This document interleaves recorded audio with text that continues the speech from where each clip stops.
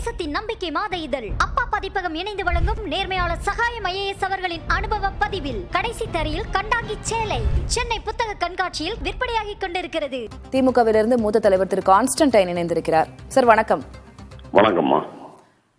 தொடர்ந்து தனது அறிக்கைகள் வாயிலாகவும் சமூக வலைதள பக்கங்களையும் பதிவிட்டுக் கொண்டிருக்கிறார் நடிகர் விஜய். தாவிக தலைவருமான விஜய் திமுக அரசுக்கு எதிர்ப்பு தெரிவித்து அவர் பல்வேறு கருத்துக்களை சொல்லி வருகிறார். அந்த வகையில நீட் தேர்வை குறித்து அவர் திடீர்னு இது போன்ற பதிவிட்டு இருக்கிறார். இது மக்களை ஏமாற்றும் செயல் இல்லையா அப்படின்னு கேட்டிருக்கிறார். மாநில அரசால ரத்து செய்ய முடியாது, மத்திய அரசின் கையில தான் இது இருக்கு அப்படின்னு இப்ப தெரிவித்திருக்கிறது வாக்களித்த மக்களை ஏமாற்றும் செயல் அல்லவா அப்படின்னு கேள்வி எழுப்பியிருக்கிறார். எப்படி பார்க்கறீங்க? அது அவரு இதை ட்விட்டர்ல பனையூர்ல இருந்து போட்டிருக்காராமா. இந்த கருத்து அவர் எங்கேயும் பொதுமக்கள்கிட்ட தெரிவிச்சிருக்கிறாரா, இல்ல எதுவும் போராட்ட களத்துல தெரிவிச்சிருக்கிறாரா, இல்ல பனையூர்ல இருந்து ட்விட்டர்ல போட்டிருக்காரா? தமிழக வெற்றி கழகத்தினுடைய அதிகாரப்பூர்வ தலைமை கழகம் அதுதானே பனையூர்ல நடந்துட்டு இருக்கு. அப்ப பனையூர்ல இருந்து அவர் கேள்வி கேட்டிருக்கிறாரு. இந்த மாதிரி அரசியல் தலைவர்களுக்கெல்லாம் முன்னுரிமை கொடுக்கறது அளவுக்கு தமிழ்நாடு இருக்குங்கிறது தான். பட் அவர் சொல்லி இருக்கிற கருத்து மக்களுக்கு போய் சேர வேண்டிய கருத்து. ஏனென்றால் மாண்புமிகு முதலமைச்சர் சட்டமன்றத்திலே நடந்த விவாதத்தில் மிக தெளிவாக நாங்கள் செய்ய வேண்டியதை செய்திருக்கிறோம். இந்த கேள்வி யாரிடம் போக வேண்டும்?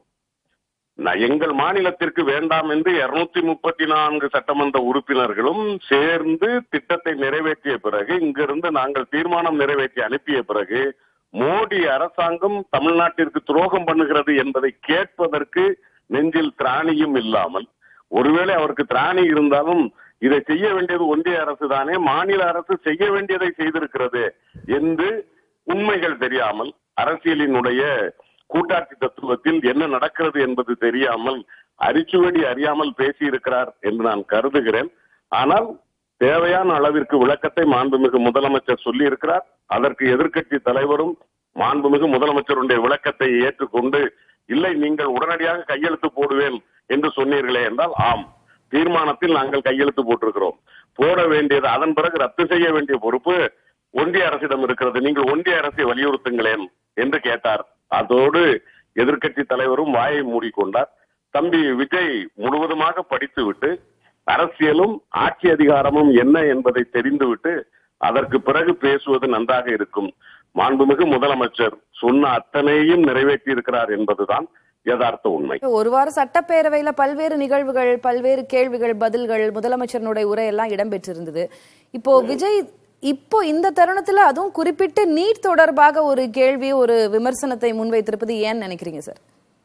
அதுதான் சில நேரங்கள்ல தாங்களும் அரசியலில் இருக்கிறோம் அப்படிங்கிறதுக்கான ஒரு காட்டு, நாங்க தன்னை காட்டிக் கொள்வதற்காக இப்படி நீட்டு தேர்வு அப்படிங்கிற. ஏன்னா நீட் தேர்வுக்கு தமிழ்நாட்டுல ஏற்கனவே மக்களுக்கு தெரியும், நமது மாநிலம் செய்ய வேண்டியதை செய்து விட்டது, பழிவாங்குகிற பாஜக பழிவாங்கி கொண்டிருக்கிறது என்று தெரியும். ஆனால் நீட் தேர்வு சட்டமன்றத்தில் நடந்ததால் அவர் இன்றைக்கு நானும் அரசியலில் இருக்கிறேன், கவனித்துக் கொண்டு இருக்கிறேன் என்பதை போல தன்னுடைய இருப்பை காட்டிக் கொள்வதற்காக அதை போட்டிருக்கிறாரே தவிர மற்றபடி அதில் எதுவும் முக்கியத்துவம் இருப்பதாகவோ அல்லது நீட் தேர்வை ஒழிக்க வேண்டும் என்கிற உணர்வு அவருக்கு இருப்பதாகவோ எனக்கு தெரியவில்லை. உணர்வுடன் போடப்பட்ட பதிவல்ல, இருப்பை காட்டிக் கொள்வதற்காக செய்யக்கூடிய அரசியல் அப்படின்னு உங்களுடைய கருத்துக்களை பதிவிட்டு இருக்கீங்க. நன்றி திரு கான்ஸ்டன்டைன் இணைப்பில் பேசியதற்கு. களத்திற்கு வராமல் பனையூரில் இருந்து பேசுகிறார் விஜய் என்று திமுக மூத்த தலைவர் திரு கான்ஸ்டன்டைன் நம்மிடம் தொலைபேசி வாயிலாக தெரிவித்திருந்தார். முன்பாக தமிழக வெற்றி கழக தலைவர் விஜய் தனது எக்ஸ் சமூக வலைதள பக்கத்தில் எத்தனை காலம்தான் ஏமாற்றுவார் இந்த நாட்டிலே, சொந்த நாட்டிலே, நம் நாட்டிலே என்ற பாடல் வரிகளோடு தற்போதைய தமிழக ஆட்சியாளர்களுக்கு இந்த பாடல் வரிகள் மிக பொருத்தமாக உள்ளன. தேர்தலின் போது போலி வாக்குறுதிகள் அளித்து மக்களை நம்ப வைத்து ஏமாற்ற வேண்டும், தேர்தலில் வெற்றி பெற்ற பிறகு மக்களை ஏமாற்ற வேண்டும் என்பதுதான் தமிழக ஆட்சியாளர்களின் எண்ணமாக உள்ளது. இதற்கு பல்வேறு சான்றுகள் இருக்கின்றன, அதில் மிக முக்கியமானது நீட் தேர்வு விவகாரம் சார்ந்தது என்று பதிவிட்டிருக்கிறார். தேசத்தின் நம்பிக்கை மாத இதழ் அப்பா பதிப்பகம் இணைந்து வழங்கும் நேர்மையாளர் சகாயம் IAS அவர்களின் அனுபவ பதிவில் கடைசி தரையில் கண்டாங்கி சேலை சென்னை புத்தக கண்காட்சியில் விற்பனையாகி கொண்டிருக்கிறது.